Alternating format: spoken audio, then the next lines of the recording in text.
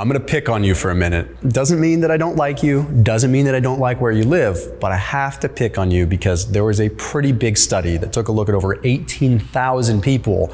They gave me a lot of data. So I hate having to do this, but I gotta pick this region apart.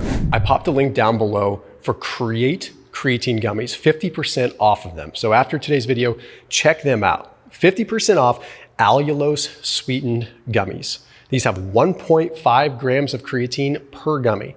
So it makes it so you can low dose your creatine. You're talking about getting in shape for summer, might make some sense. Helps preserve a little muscle mass by keeping your strength high, even if you're in a caloric deficit. There's countless bodies of research when it comes down to creatine. So I'm not blowing any smoke. The stuff is legit. But the little gummies make it easy to sort of microdose creatine throughout the day. So I find I don't get the water retention that I would get if I were to just drink like a 5 or 10 gram bolus of it at one sitting.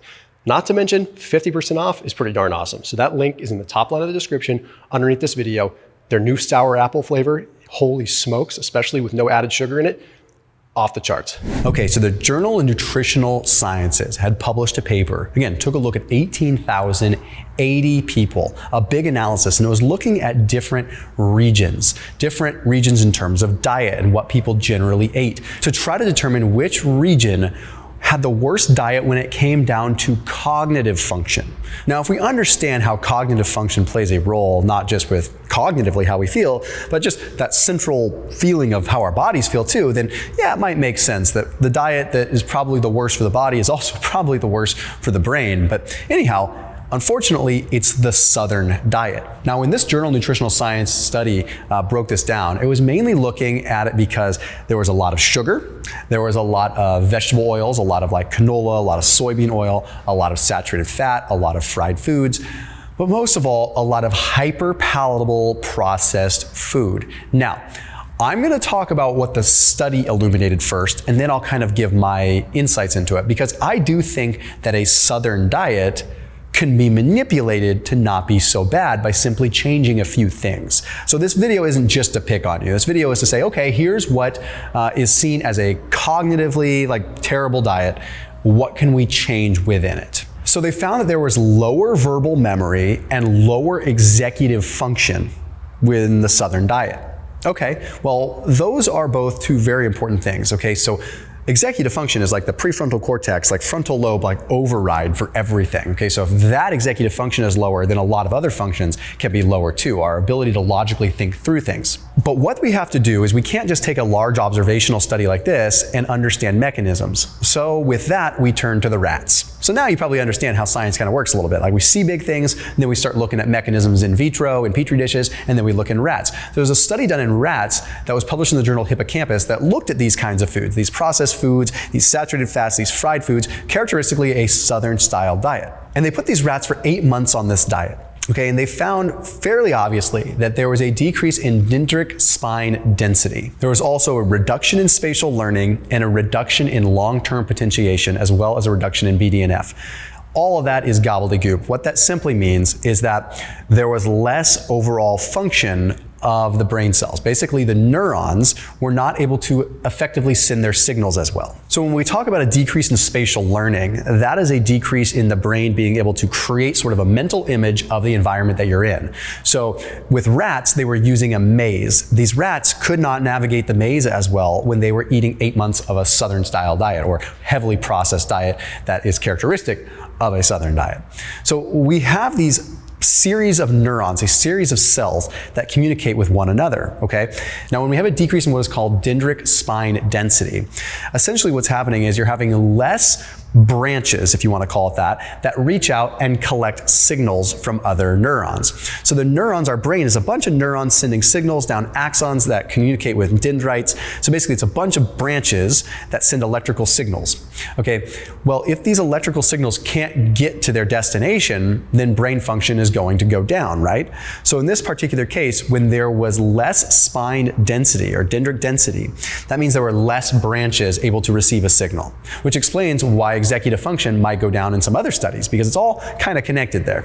Now, when we look at long-term potentiation, that's interesting because long-term potentiation is like the solidifying of those pathways.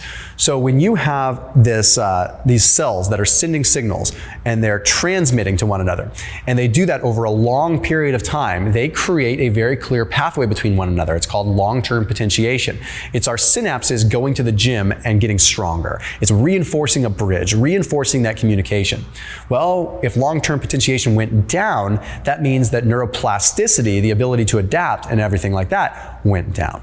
Okay, so pretty serious things, but also a decrease in BDNF. Now, BDNF in the positive way has been associated with so many positive things, right? In terms of potential growth of new neurons, potential communication being increased within the brain. Lots of good things. So a decrease in BDNF is obviously a step in the wrong direction. Now, okay, well, I could pick apart this diet more and go into kind of the waistline studies and all this and that, but I don't need to beat it into the ground too much more. Let's talk about what we can change. Okay, from a hyperpalatability standpoint, this is something that's very important. Things that are fatty and things that are sweet are going to satisfy our brain in different ways, period. Okay. When we have these big surges in dopamine, we can effectively burn out our dopamine receptors. I don't want to say literal burnout, but you can really desensitize them, which means that you need more and more and more of something to do the same job. So something that's hyperpalatable, of course, is going to increase cravings, not just from a blood sugar response, but as far as our dopamine response is concerned too. So when you have hyper sweet, like soda, things like that, along with hyper fatty, saturated fat, fried stuff, then you run into a problem. Those hyperpalatable things are things that we need to be paying attention to. A lot of this can simply be solved by prioritizing protein first. So hyperpalatability, above all, protein first. That just solves that problem. Why? Because not only does protein satiate you, not only does protein help you in that category, but protein also attenuates the blood glucose response. Okay, 2 times more than that of fat. Okay, so protein before your carbohydrates is pivotal. It's so critical to be able to attenuate that blood sugar response and maybe make it so you're not craving a bunch of other hyperpalatable stuff. Okay, now let's talk about fried foods for just a second. Where fried foods become a problem isn't so much the act of actually frying the food. It's 2 parts, okay? You have a higher glycemic refined flour, okay, which is already going to be a problem. There's already quite a bit of evidence showing that that's going to be hyperpalatable and not exactly good as far as insulin, as far as glucose, Anyway, we just want to avoid that. I'm not going to get into the gluten discussion, but that is something that's high glycemic that we probably should be careful of, and it's just processed, right? Then what happens is you have a spike in insulin that happens from that, and you're putting this into a bunch of cruddy oil. So you're having a simultaneous ingestion of a high fat and high carbohydrates, refined and probably low quality oil. Okay, so the first thing that you do with that is if you can make simple changes by swapping out the kind of flours that you would bread things with to things like maybe hazelnut flour, maybe almond flour, maybe even blanched almond meal, things like that, you're going to be in a much better situation. Another thing that you can use is cassava or tiger nut flour or arrowroot flour. They are what are called resistant starches. So they break down differently in the gut. Okay. Just like the name implies, they're resistant. So what that means is that since they're resistant, they don't absorb the same way that regular flour does, but they still fry up like flour. I actually have made like paleo-style chicken breast and paleo-style fish tacos with cassava and arrowroot and tapioca starch. So really cool stuff to use there if you're gonna be frying. Now, the oils that you want to fry in, this is where we run into another problem, okay? There's some preliminary evidence that's been done in mice that was taking a look at hypothalamic gene expression, and it did demonstrate that the soybean oils and the canola oils could be playing a role in neuroinflammation. Again, it's done in rodent models, but we do know overall that if you have a lot of omega-6 fats from low-quality oils like soybean oil and from canola oil, and you don't have a lot of omega-3s to balance it out, that could be an inflammatory situation.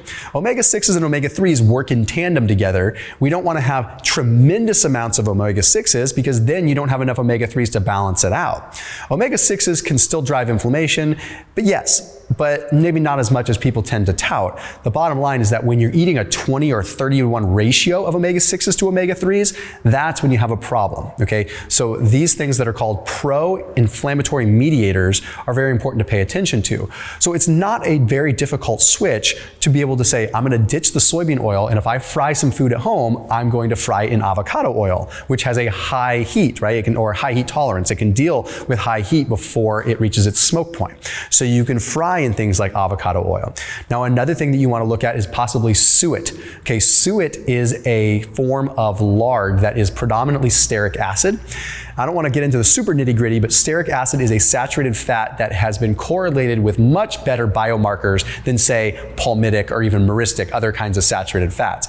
So you don't want to be using the shortening, you don't want to be using the margarine, you don't want to be using the canolas, soybean oil. Go for the avocado oil, go for the oils like, and the fats like the suet, occasionally even tallow, better quality that even if they're saturated fat, have a better profile of suet and stearic acid, which is just overall better fat. And then with the sweeteners, this is a pretty basic one. The funny thing is there was a study that was published in the British Journal of Nutrition, I'll just paraphrase it here, took a look at over 800 people that were type 2 diabetics, and it did demonstrate that when you looked at cognitive function with a sugary soft drink versus a diet soft drink, the sugary soft drink had a more negative effect than the diet soft drink. So, does that mean you should go pound a diet soda? No, but if you had to look at diet soda versus regular soda and the overall markers on metabolic health, not just microbiome, probably would lean towards the diet soda. But now we're in a situation where we have a lot of other options like Zevias. Again, I'm not sponsored by them, but Zevias are stevia sweetened sodas that you can get naturally sweetened that's still 0 calorie. Okay, you want to be paying attention to these things because sugar has an effect on cognition. High fructose corn syrup has an effect on cognition. Okay, protein has an effect on cognition in a good way. Fats have an effect on cognition.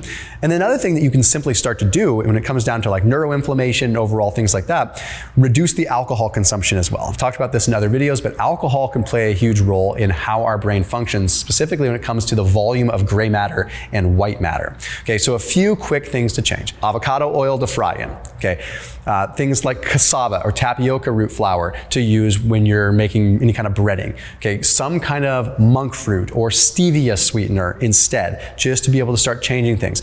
Reduction of alcohol overall. Okay, and just being able to change overall how you combine fats and carbs together on the regular. So as always, keep it locked in here on my channel. I'll see you tomorrow.